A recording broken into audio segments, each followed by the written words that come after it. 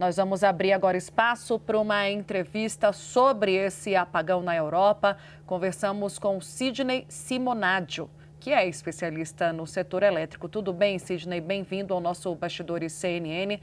Em Portugal, um dos países mais afetados, o operador do sistema elétrico diz que a falha foi provocada por variações extremas da temperatura no interior da Espanha.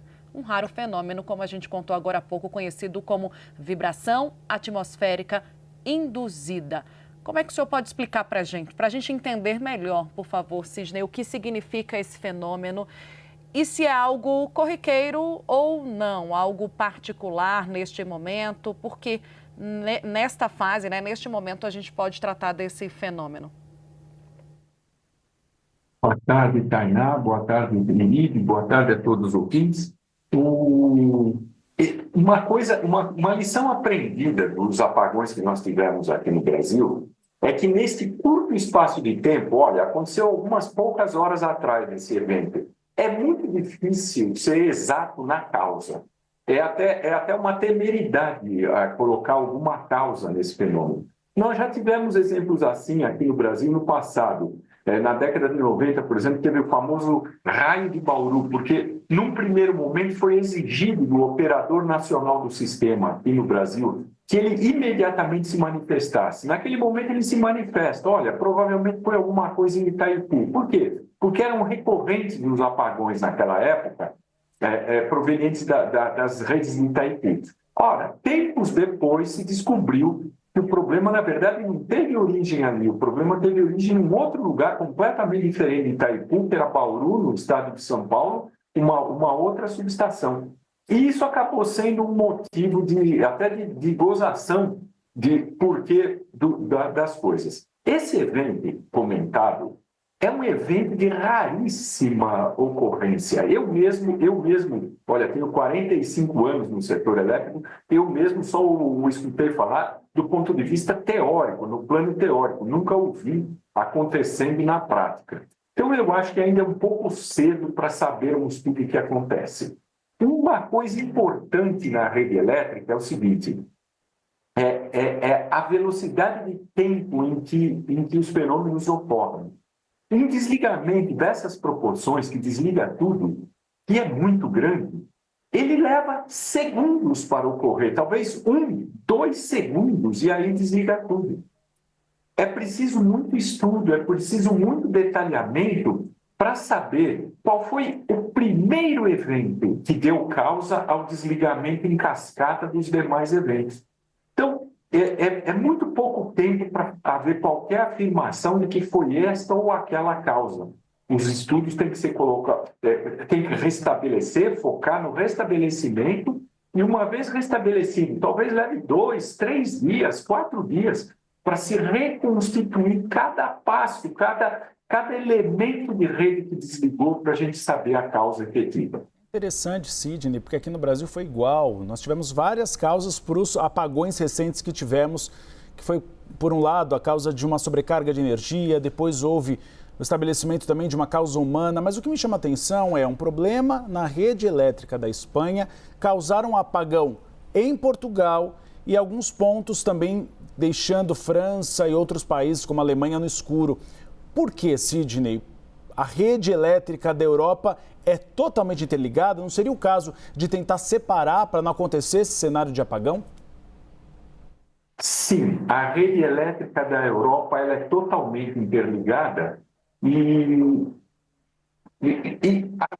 as redes das grandes regiões são interligadas. Então, por exemplo, nos Estados Unidos a rede é interligada. Aqui no Brasil, nós temos todas as regiões do Brasil interligadas. Na Europa não é diferente, a rede é interligada. Existe uma condição que pode fazer a diferença. Por exemplo, vamos falar dos Estados Unidos. Alguns estados dos Estados Unidos, por exemplo, o Texas, tem uma decisão política de dizer o seguinte: eu me interligo a vocês, eu me interligo aos restantes 49 estados, tá? Porém, eu me interligo através de linhas de corrente contínua. Por quê? Porque se tiver algum problema do lado de vocês, esse problema não reflete para mim. Então, esse é o pensamento. Lá na Europa, eu não conheço com exatidão a rede da Europa, mas essas interligações, elas não são em corrente contínua. É uma malha única de transmissão em corrente alternada. A geração, ela é otimizada entre todos os países.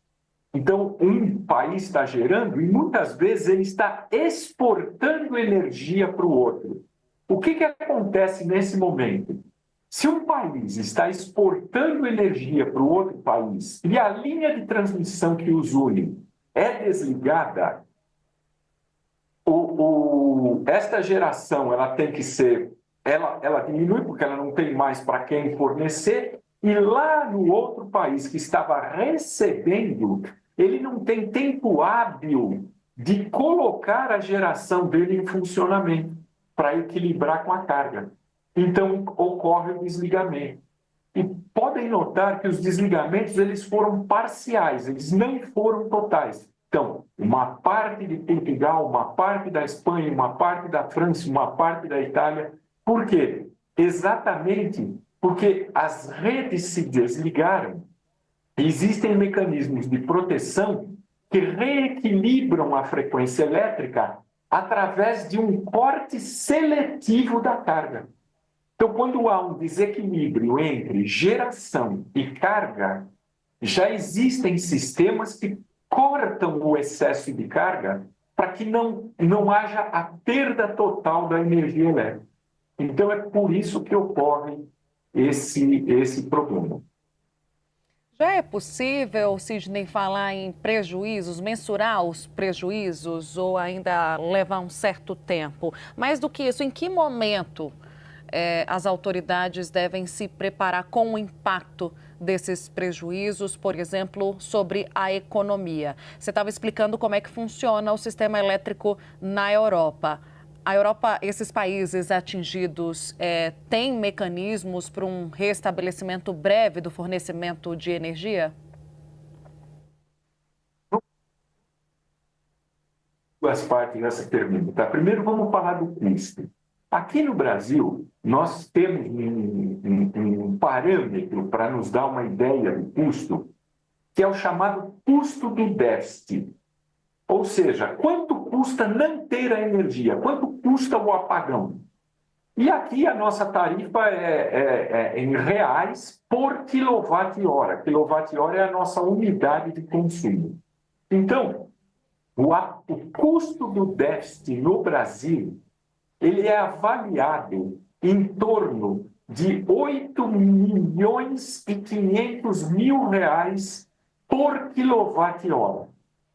Ou R$ 8.000 por megawatt-hora, que é uma unidade de grandeza 1.000 vezes maior que quilowatt-hora. Esse é o custo do déficit.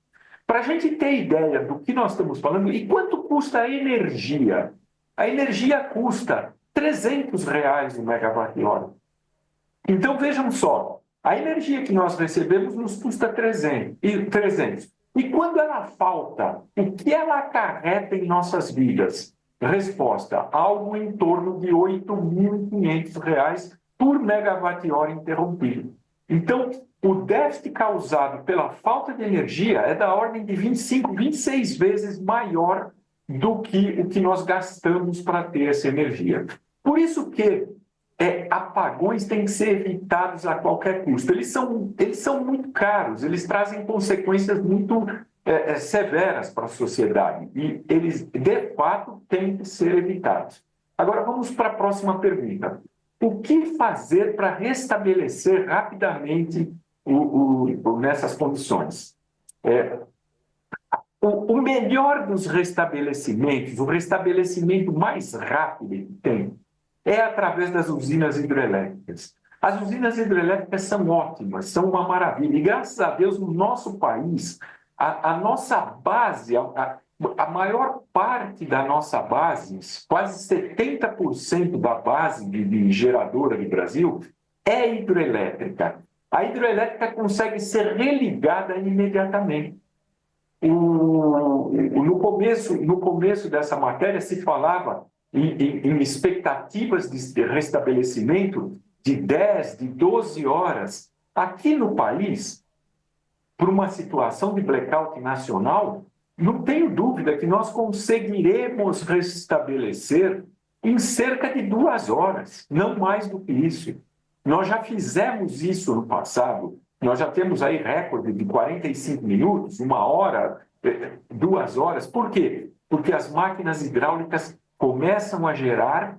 Nós, aqui no Brasil, nós já temos uma rotina aprendida, onde nós fazemos o restabelecimento através de corredores de restabelecimento. O que é isso daí? Tem uma usina geradora. Essa usina, uma vez que se desligou, ela volta a se religar. Quando ela volta a se religar, ela liga uma linha de transmissão e passa essa energia para adiante. Lá adiante, a subestação que se conecta nessa linha recebe aquela energia e faz o movimento seguinte, mandando-o adiante. E cria corredores de restabelecimento. Então, imaginem, no Brasil, cada usina geradora fazendo o restabelecimento através de corredores. Isso é muito rápido.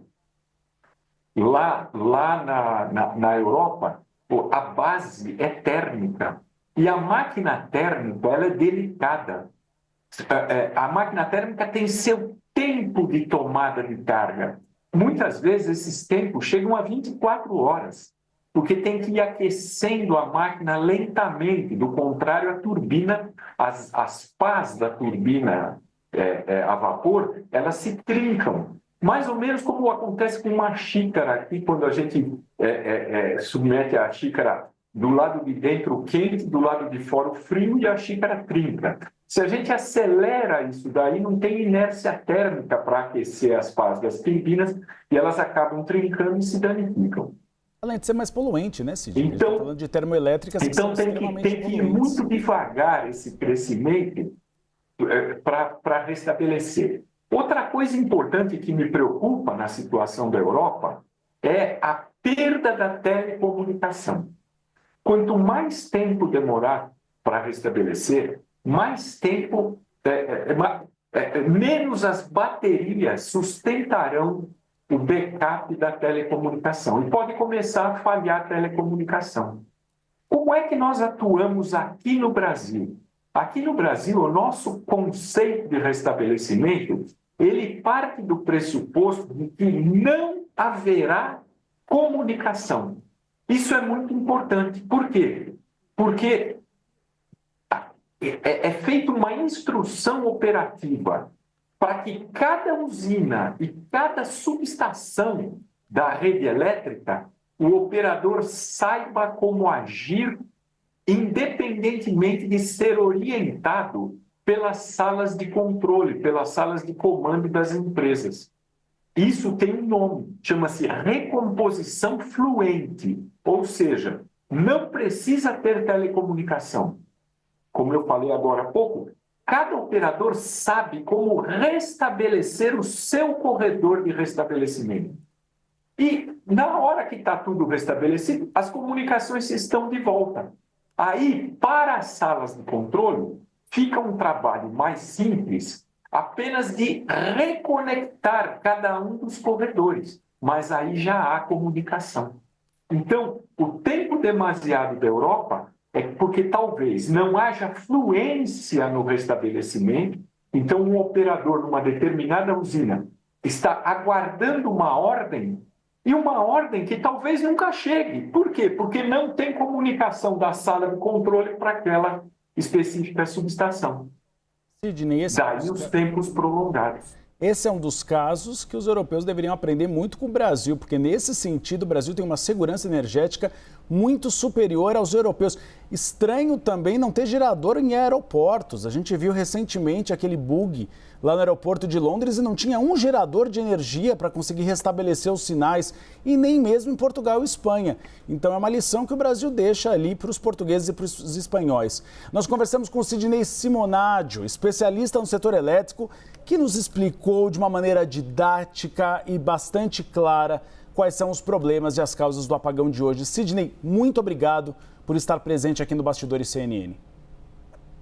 Eu é que agradeço a oportunidade e uma boa tarde a todos.